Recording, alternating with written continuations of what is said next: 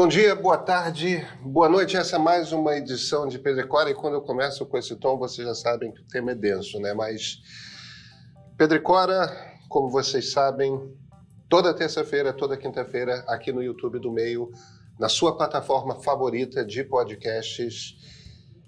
Eu sou Pedro Doria. Literalmente ao meu lado está minha amiga Cora Ronay. O assunto é difícil hoje, né, Cora? É horrível. Horrível. Mais um massacre, mais uma invasão à escola. A gente está herdando algo do pior dos Estados Unidos. O que está acontecendo conosco?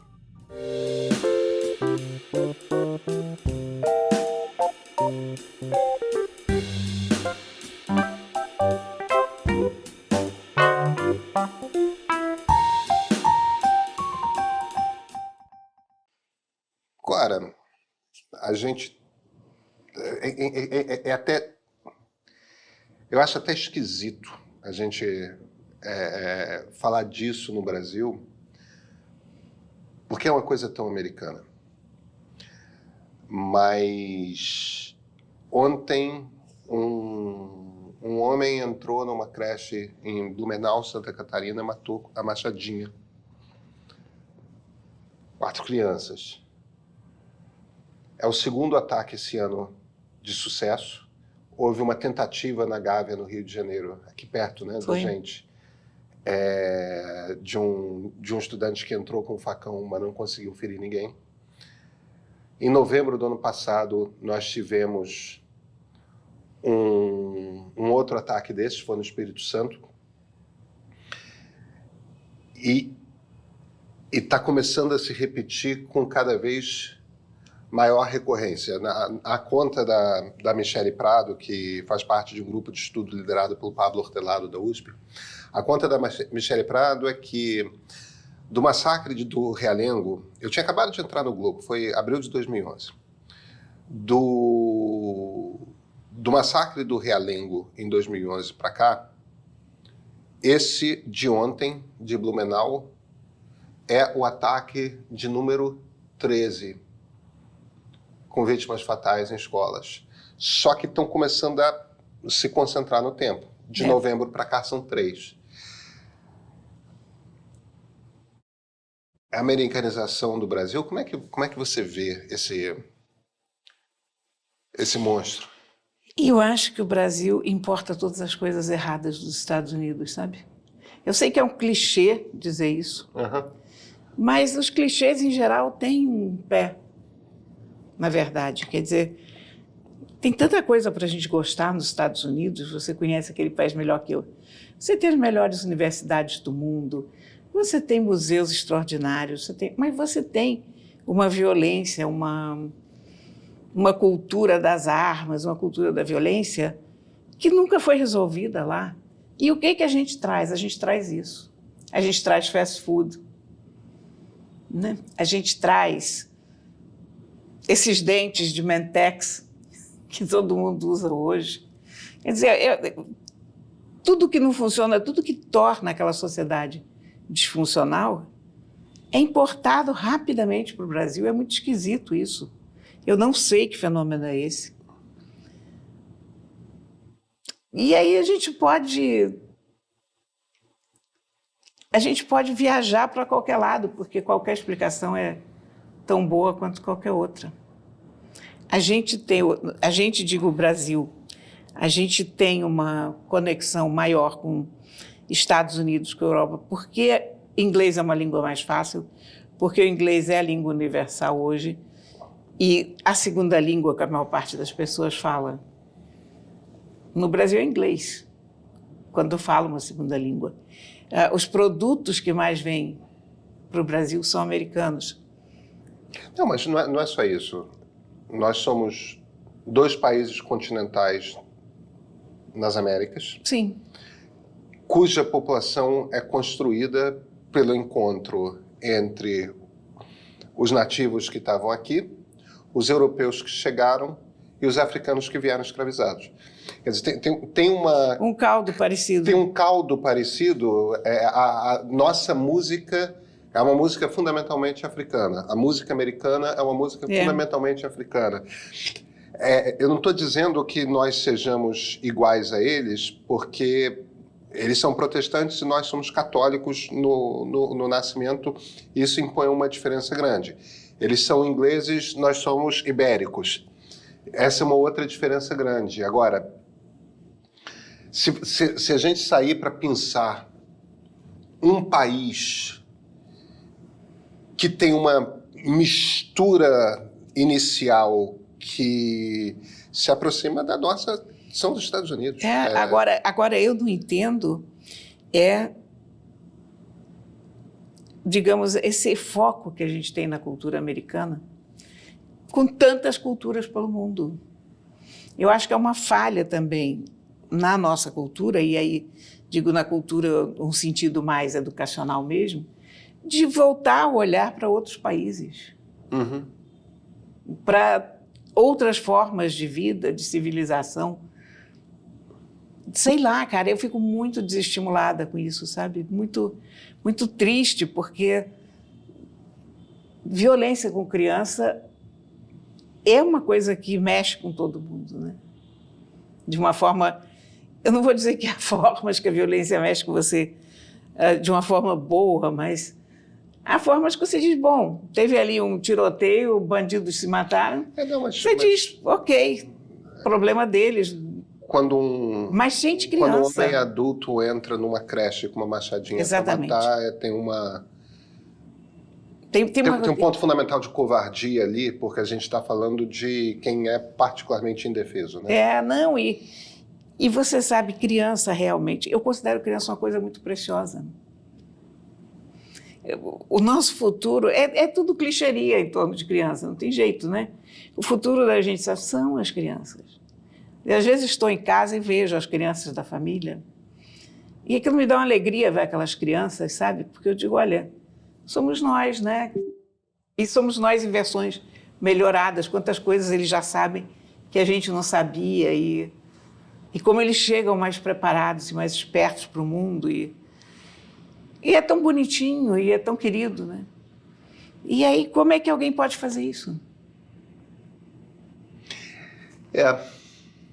E você sabe que, de uma certa maneira, eu até entendo, botando muitas aspas nesse entendo, crianças que fazem esses crimes, quer dizer, como esse garoto que esfaqueou a professora e tal, porque é criança também.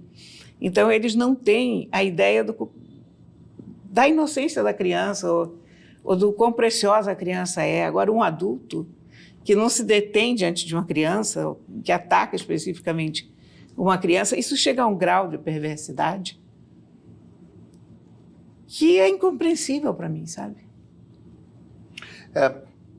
Tem uma dificuldade para nós jornalistas, eu acho, lidar com essa questão, que é o seguinte: por um lado é notícia, você tem que falar para a sociedade, você tem que contar para a sociedade aquilo que é de interesse da sociedade. E se nós começamos a ter um princípio de uma epidemia de violência direcionada a escolas, isso é algo que é evidentemente do interesse da sociedade, porque as pessoas se preocupam com isso, porque as pessoas têm filhos, têm netos, têm sobrinhos, e começa a haver um clamor público por segurança nas escolas. Espera aí, aqui devia ser sagrado, como é que a gente cuida disso, como é que a gente... Agora, por outro lado, isso é uma coisa que a Michelle fala, que é muito importante, me parece, a gente demarcar, que é o seguinte: existe uma diretiva que os pesquisadores da área dão sobre como que a gente faz esse tipo de cobertura. E você não dá notícia dos textos, das falas desses assassinos. Você não usa o nome desses assassinos. Você não publica a fotografia, a imagem dos assassinos. Porque o grande estímulo que existe para esses crimes é o da imortalidade, no sentido de eu vou ficar famoso, mesmo que seja para ficar famoso na infâmia, que é a coisa de eu quero me tornar conhecido, eu quero ter o meu rosto evidente para todo mundo, eu quero que minhas palavras sejam conhecidas e reconhecidas.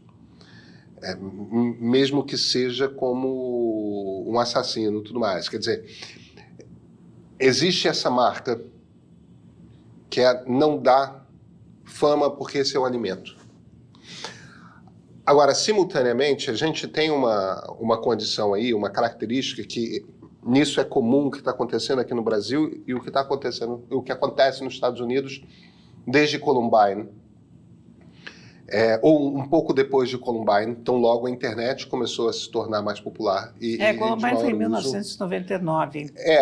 Regulando com a abertura da internet comercial. Exatamente, que é o fato de que essa garotada, em geral são homens jovens, esse é o perfil mais habitual, ou adolescentes no final da adolescência, ou homens jovens. Eles se encontram numa determinada cultura machista, misógina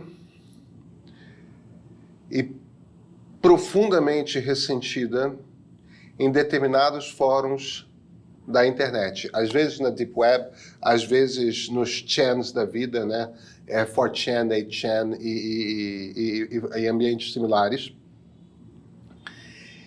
E existe um culto a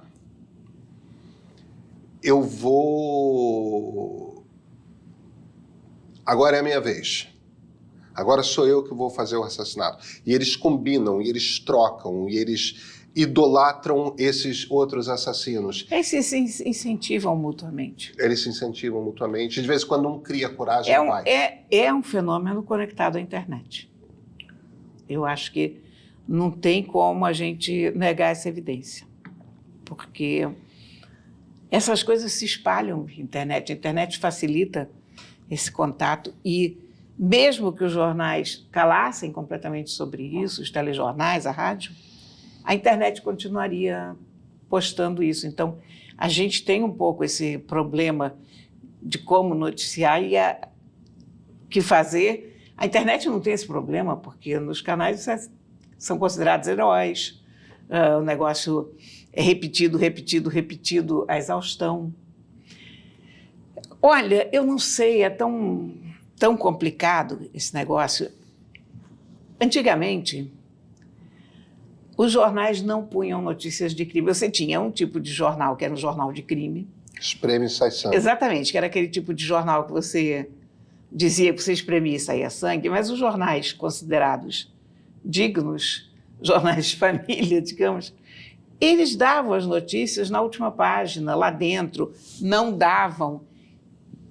Crimes e criminosos não eram considerados dignos de noticiário. E é uma coisa, é uma visão específica de mundo, é uma visão de 50 anos atrás, mas eu não sei se não era uma visão mais saudável para a sociedade do que esse consumo desenfreado do crime. Uhum. Eu estava vendo no outro dia, estava lendo um artigo em que alguém falava sobre feminicídio, se não me engano, e aí foi pesquisar os jornais antigos e para ver como isso era uma coisa tão normal naquela época, mal havia sido dada aquela notícia. E aí eu pensei, não, olha o que o conhecimento histórico faz. A notícia não foi dada não é porque fosse uma mulher assassinada, é porque era um assassinato. E porque um jornal não dava notícia de assassinato, do modo geral. Ia dar lá dentro, ia dar um rodapé. E eu não sei, olha, eu acho que essa é a pergunta, não vou nem dizer de não sei quantos milhões de dólares, mas de não sei quantos milhões de afetos, ou salvação da humanidade, ou que eu não sei como lidar com isso. Eu acho que você usou uma palavra que é chave aí, afeto. Eu costumo... e isso é errado. Eu costumo usar o termo emoção como se fosse sinônimo de afeto, porque me parece que emoção é um conceito que as pessoas dominam com mais facilidade. Afeto, eu acho que tem um significado Afeto comum. é sempre acolhedor. Afeto tem esse significado mais habitual que é positivo, né? Uma pessoa muito afetuosa, e não o sentido psicanalítico da palavra, que é que é um conceito que se parece com emoção, mas na verdade está tratando das coisas que você sente, né?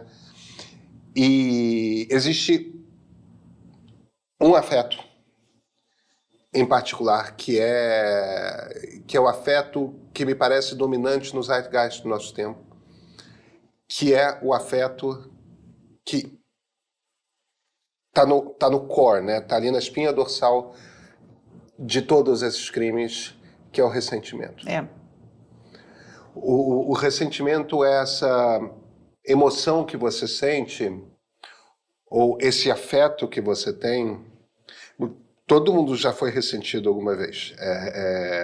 A experiência humana não existe sem a gente sentir ressentimento em algum momento, mas é aquela coisa, é aquela sensação, é aquele sentimento do que você merecia uma determinada coisa e lhe foi negado, lhe foi tirado. E quando você sente que outro teve aquilo que pertencia a você, que era do seu merecimento, aí vem essa coisa que é uma mistura de inveja com mágoa, com humilhação. Tem tanta coisa dentro do ressentimento. É um afeto de uma complexidade tal, mas que é o que está em todo esse movimento de extrema-direita do mundo, né? Os gays, as mulheres, os negros estão tendo tudo e estão esquecendo de nós aqui. Ou então, eu podia fazer essa piada e agora não posso mais. Ou então, ninguém costumava se meter comigo quando eu e minha mulher tínhamos uma questão familiar. Ou então, eu tinha um emprego de operário espetacular, tinha carne na geladeira, tinha isso, tinha aquilo, e de repente foi tudo para a China. E essas pessoas com cor de pele diferente, com sotaque diferente, com religião diferente, eles têm emprego e eu não tenho emprego. Ou a minha vida, ou quando a gente vai para esses homens mais jovens, porque a cultura em céu é muito forte disso, né, do celibatário involuntário, né? As mulheres não se interessam por mim, se interessam pelos outros homens. Eu não tenho as coisas que fazem com que mulheres se interessem por mim. E esse troço vai virando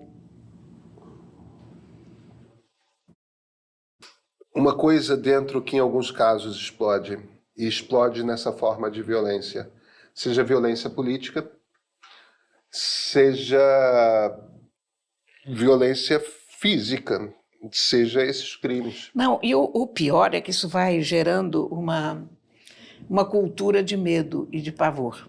Por exemplo, eu ontem estava conversando com a minha irmã e uma amiga dela estava inteiramente estressada porque na escola da filha dela tinha tido um alerta de que alguém ia botar uma bomba, fazer um atentado, fazer não sei o quê. Então, alunos, professores, tudo foram enviados para casa, mas não era aquela escola. O alerta tinha sido uma outra escola com nome parecido. Mas, enfim, você começa a ficar inteiramente neurótico em todos os lugares. O lugar onde você deveria estar, em tese, seguro é a escola. A gente sabe que, afetivamente, ninguém está seguro na escola. É onde as crianças sofrem bullying umas das outras. É onde crianças que eram o máximo para os seus pais começam a ouvir dos colegas que não são o máximo. Quer dizer, é um lugar perigoso uma escola, não é sempre um lugar emocionalmente seguro para uma criança, mas é onde ela vai aprender que a vida é assim. Né? É fundamental, é entre as coisas que uma criança aprende na escola. E uma das razões pelas quais eu não concordo com homeschooling é essa, que eu acho que essa convivência com os colegas e com a tua própria imperfeição e com o fato de que você não é necessariamente a pessoa mais importante e amada do mundo, isso precisa acontecer cedo. Tem um aspecto a respeito do homeschooling, que não é exatamente esse argumento que você fez, não, mas é possivelmente parecido, e imagino que você vai concordar comigo. A coisa que me incomoda mais no homeschooling, eu não sei se eu sou a favor da proibição completa, mas isso posto, o aspecto que mais me incomoda no homeschooling é o seguinte: em geral, quando você faz... As pessoas que defendem homeschooling querem fazer homeschooling, porque imagina, educar um filho em casa é um troço que dá, você tem que montar uma escola em casa. Isso é um troço que Exatamente. Exige um sacrifício, uma quantidade de trabalho, que é um trabalho diário, constante e intenso. Não é uma coisa trivial. E nos lugares do mundo em que você tem homeschooling, as crianças passam pelos testes regulares do ensino público. Quer dizer, você tem que estar constantemente assinando ali para o Estado: meu filho passa nas provas das crianças que estão na idade dele. Porque senão você tem um abandono escolar e isso não pode acontecer. Mas o que me incomoda é o seguinte: em geral, quando você faz homeschooling por motivos ideológicos. Você não quer que seu filho aprenda sobre evolução natural das espécies. Você não quer que seu filho tenha aula de educação sexual. E você não quer que seu filho não tenha a disciplina XYZ, um determinado ponto de vista político, porque você acha que, sei lá, os professores de história são todos comunistas.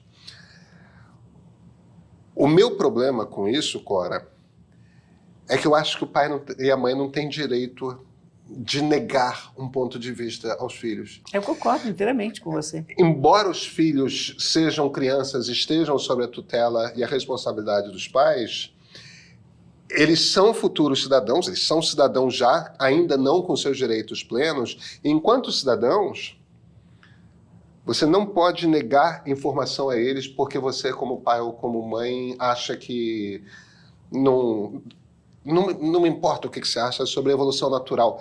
Seu filho tem o direito de saber como é que a ciência compreende a maneira como se deu a vida na Terra. É porque a questão é que, antes de sermos filhos dos nossos pais, nós somos cidadãos da nossa comunidade. É isso. Então, o conhecimento da comunidade tem que ser compartilhado por todos. É isso. O desenvolvimento da comunidade também. Agora, veja, eu não sou a favor da proibição de homeschooling. Eu sou contra homeschooling. Claro, mas perfeito. São coisas distintas. Entendeu? Eu... Sou contra, mas se você quiser fazer homeschooling com o teu filho... Usando a sua distinção, eu sou contra homeschooling. E eu não sei se eu sou a favor da proibição de homeschooling. Eu tenho uma visão... Mas eu acho que eu me inclino a ser contra a proibição de homeschooling. A favor da proibição de homeschooling, sim, porque eu acho que os pais não têm o direito de determinar. Mas não é um... Qual acesso... Mas eu acho, olha aqui, eu acho que há casos e casos, e eu acho que, como tudo na vida, você não pode fazer uma proibição. Sei lá, você pega a família Schurman, por exemplo, os meninos velejando, ou uma outra família que tem um estilo de vida espetacular numa fazenda, e aí você tem que tirar os meninos de uma fazenda onde estão tendo uma experiência riquíssima para ir para uma escola. Eu acho que há muitos casos em que o homeschooling se justifica, sabe? Porque são circunstâncias tais que não necessariamente passam pelo desejo dos pais de vetar uma área de conhecimento. Exatamente. Faz todo... Porque não é todo o homeschooling que é necessariamente patológico, digamos assim. É claro. Então, eu acho que a sociedade tem que estar aberta também a todas as coisas. Né? Você tá corretíssimo, eu concordo inteiramente com você. Agora, tem uma aí, puxando de volta aqui o fio da nossa conversa, tem um ponto que você mencionou que eu acho interessante, que é a escola é o lugar em que você tem as suas primeiras dores, né? Putz, eu gostava da menina X, mas ela gosta do Beltrano. Eu queria o brinquedo tal, mas a ciclana está brincando com o brinquedo tal. Houve uma injustiça, e às vezes é injusto mesmo. Porque a vida não é justa. Isso. Mas existe algo na nossa sociedade hoje que é uma espécie de imaturidade para lidar com frustração. Completamente. Completamente. Que não é uma coisa só em adolescente, jovem e adulto, não. Entendeu? Do movimento identitário à extrema-direita, você tem uma constante ali de... É aquela coisa do... Eu não posso ser exposto a uma situação desagradável. Eu não posso ser exposto a uma situação na qual me frustre. Eu não posso ser exposto a uma situação na qual eu saia ofendido. De fato, se você não consegue tolerar uma ofensa, uma frustração, uma coisa desagradável, ou mesmo uma injustiça, a vida vai ser muito difícil. Mas repara que isso é um sentimento de classe média. Não só de classe média. É algo que existe na classe média, mas é algo que existe nas periferias urbanas, existe... Quando a gente está falando nas periferias é diferente. Não, é diferente, mas percebe, quando a gente está falando dessa coisa mais de esquerda, eu concordo que é mais típico da classe média, quando a gente está falando dessa imaturidade na esquerda. Mas quando a gente fala da maneira como isso se dá na extrema-direita, tende a ser nas periferias, tende a ser na classe média baixa. Mas estamos falando de dois sentimentos diferentes. A gente está falando de pessoas que não têm a menor resiliência emocional, que não foram preparadas para ouvir um não, que qualquer coisa vira um problema de todo tamanho. Quer dizer, você precisa de safe spaces nas universidades, porque a pessoa não pode ouvir uma coisa, porque ouvir isso é um gatilho, etc. Olha, eu cresci a vida inteira sem ouvir a palavra gatilho. Quer dizer, gatilho era uma peça de uma arma. Gatilho como trigger emocional, eu comecei a ouvir de uns anos para cá. Então, você tem esse sentimento. É como se sua família não pudesse tratar do tema holocausto, para falar de algo realmente grande. Não, ou ninguém pudesse falar comigo sobre isso, porque é um gatilho, a Cora fica desestruturada. Se você falar de holocausto comigo, é uma área muito sensível em mim. Provavelmente eu vou sim ficar desestruturada, mas faz parte da vida. Faz parte da vida você ficar desestruturado com certas conversas, sofrer certas mágoas, porque o mundo não é um lugar sem mágoa, sem dor. Não existe, sabe? Então, aprenda a lidar com isso. Isso é um sentimento. O que você tem nas periferias, nessas populações de homens jovens revoltados, é uma frustração real, porque é uma falta de futuro ali. Então você tem, digamos, um jovem árabe que cresce na periferia de Paris. Qual é a perspectiva que esse garoto tem? Uma sociedade profundamente preconceituosa. Sem possibilidade de trabalho, com o mercado de trabalho cada vez menor, pedindo pessoas cada vez mais qualificadas. Numa sociedade onde não existe mais emprego, ou cada vez existe menos emprego bem remunerado para pessoas com ensino médio, não, é real, é real. Então, a gente está lidando com duas coisas diferentes, que eventualmente se esbarram, mas eu acho que existe uma interpolação aí, porque quando a gente vai e fala da questão da esquerda, o problema do racismo, por exemplo, na sociedade brasileira é real. É totalmente real. Eu não preciso te falar que mulheres têm, de fato, menos oportunidades em sociedades como a brasileira, americana, europeia, etc. Quer dizer, essas questões todas são reais também. Eu compreendo que sejam de... A sociedade europeia está bem mais resolvida a questão feminina. É verdade. Bem mais resolvida. Você vê que houve um momento aí que todos os países nórdicos estavam presididos por mulheres. Então, e há mais tempo na Europa. E até pelo seguinte, nórdicos têm licença paternidade equivalente à licença maternidade, né? Pois é. Não, essa questão já... Há outras questões, mas a questão feminina já está... Certo. Até porque durante as duas guerras, quem ficou tocando o país, na verdade, foram as mulheres. Então, esse lugar da mulher como chefe da casa, como chefe das repartições, isso já foi resolvido por lá. Mas existe, voltamos a isso, quer dizer, nós temos problemas reais.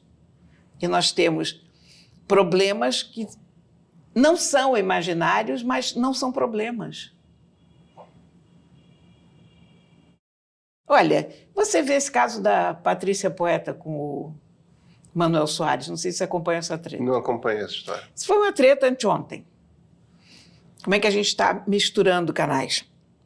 A Patrícia apresenta o encontro.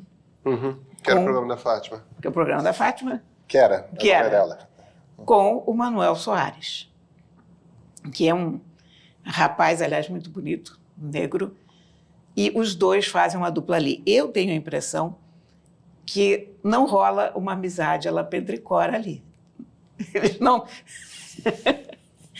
se amam profundamente, mas aconteceu dela cortar a frente dele, ele estava falando alguma coisa sobre o ChatGPT, olhando para essa câmera, e de repente a Patrícia vem dali ou daqui, eu só vi os clipezinhos, e passa com o tablet, sem prestar atenção ao que ele está dizendo, e vai para um outro lugar e entrega o tablet. Isso criou uma confusão na internet, como se ela tivesse cometido um ato de racismo horroroso, e você entra na página dela no Instagram, ela está sendo linchada por racista. Sabe? Como racista. Não é isso. Sabe? Então, a gente está tendo uma sociedade que está caminhando para um lugar muito complicado. Ela atropelou, ele atropelou. Provavelmente porque a direção do programa não disse para ela, olha, cuidado que essa câmera está ligada. Não vem, porque a gente sabe que nenhum movimento desses, num programa com auditório e tal, acontece de graça. Você tem um prompter ali te dizendo para onde ir e o que fazer. E quando você vê o pequeno corte, realmente é uma coisa assim, poxa, o cara está falando, ela cortou. Quando você vê maior, com mais minutos, você vê, não, foi uma coisa inteiramente normal de programa ao vivo. Entendi. Ela evidentemente não sabia que havia uma câmera para cá. Enfim, é uma confusão normal de programa ao vivo e, de repente, vira um caso de racismo e você pega uma pessoa que é uma profissional que está fazendo o trabalho dela ali e é linchada no Twitter 24 horas por dia e é linchada no Instagram. Que sociedade horrível nós estamos criando também. Eu nem sei. Essa conversa nossa já andou tanto, entrou por tantos caminhos que eu já não sei se a gente voltou... se a gente continua no mesmo trilho. Mas quando a gente começa a conversar, não sei se já repararam, a gente começa por aqui, sai por ali. Tinha um sujeito que eu conhecia que falava em perder o burro. Você já conheceu essa expressão? Perder o burro? Perder o burro. Não. O que a expressão quer dizer? Essa expressão quer dizer o seguinte, porque essa expressão é mineira, evidentemente. Então, o cara é um contador de histórias, então ele vinha com o burro, e ele vinha andando, ele parou na igreja com o burro, e aí o padre chamou ele, e tinha uma história complicadíssima na igreja que o padre contou. E aí nisso veio a Maria, sabe a Maria, filha do João, que estava com um problema na casa dela, porque a enteada dela, aquela que veio do Rio de Janeiro, ela está com um caso muito enrolado lá com o sujeito que parece que é traficante. Aliás, traficante daquela facção. Eu entendi de onde veio perder o burro. E está lá no Rio Grande do Norte. Aí alguém perguntou, mas e o burro? Ou então ele mesmo se dá conta e diz, ups, perdi o burro. Mas eu não sei quantas vezes nós já não perdemos o burro hoje aqui. Não, mas eu acho que tem uma linha comum a toda a conversa que a gente está tendo, que é que a gente volta para ressentimento e a gente volta para uma imaturidade emocional que impede as pessoas de lidarem com o próprio ressentimento, que impede as pessoas de lidarem com as próprias mágoas, que impede as pessoas de lidarem com as próprias dores, que impede as pessoas de dar a devida proporção àquilo que acontece nas suas vidas. Tem uma coisa profundamente narcísica nesse processo, que é aquela coisa de eu estou no centro do mundo, então as minhas dores são as mais importantes do mundo, tal. E isso existe, e isso tem sintomas na nossa cultura hoje que se espalham de formas muito distintas, com características muito próprias e tudo mais. O cancelamento é uma das maneiras em que isso se dá. Pois é. De uma forma muito diferente e muito radical no sentido de extremada, esses assassinatos também são uma dessas coisas que a internet deu para o mundo, para a nossa cultura. Entendeu? É um pouco como se a internet, Cora, fosse, e aí eu acho que a gente não perdeu o burro na conversa, a internet fosse esse negócio de um bando de gente o tempo todo gritando a minha dor é mais importante que a sua. Olha como a minha dor é grande, a minha dor é grande, a minha dor é grande, a minha dor é grande. É isso mesmo. E as pessoas ficam se incentivando ali. Isso é uma imaturidade. É. Entendeu? Isso a gente mesmo. cresce, pelo amor de Deus. Cresce, pelo amor de Deus. Sim, o mundo tem profundas injustiças. Como é que a gente faz política pública para resolver as injustiças? Como é que a gente provoca a mudança? Entendeu? Como é que a gente... Sobretudo, não misturar problemas reais com questões imaginadas, porque vira uma confusão louca e nisso você não consegue nem começar a separar os seus próprios sentimentos ou caminhar com qualquer... sei lá, certeza ou segurança. Daqui a pouco a gente se transforma numa sociedade de pessoas apavoradas. O que é péssimo, porque a pessoa apavorada reage pegando uma machadinha e indo matar as crianças. Ou ela fica bloqueada, inativa, sem capacidade de ação, ou então parte para o gesto extremado. Eu não quero dar a impressão de quem está assistindo assim, essa nossa conversa de que a gente está comparando uma coisa ou outra. Eu acho que, no fim das contas, o que a gente está tentando dizer, e acho que é o que a gente está concluindo aqui, a gente está doente como sociedade. A sociedade está doente, A gente está doente como sociedade e parte disso é isso de ritualizar na internet o tempo todo. É uma revolta ritualizada. né? É uma revolta ritualizada constante. Você entra no Twitter, você vê o Trending Topics, quando você vê os nomes, você diz, meu Deus, quem é que está apanhando hoje? Sabe? Não é mais o que é notícia hoje. É quem está sendo linchado nessa praça pública. E eu acho isso péssimo. A gente voltou um pouco ao tempo dos apedrejamentos públicos. Claro, né? voltamos. E, olha, finalizando, uma coisa que a gente não falou, mas que eu acho que talvez esteja na raiz disso tudo, é que nós somos gente demais sobre o planeta. Independentemente de internet ou não. Eu acho que muita dessa doença da humanidade, e não há como negar que a humanidade está doente, é a explosão demográfica. Se você olhar a humanidade como um conjunto, como se fosse uma colmeia, essa colmeia explodiu todos os seus limites. Então, você não tem mais emprego para todas as abelhas, você não tem mais função para todas as abelhas, você não tem mais nem mel para todas as abelhas e... Não sei. Eu acho que isso também... Eu acho que talvez não seja a razão principal, mas acho que isso pode ser que o crescimento da população tenha a ver com isso, mas, na verdade, os números mostram que nunca houve tanta riqueza tão distribuída quanto no tempo atual. Sim.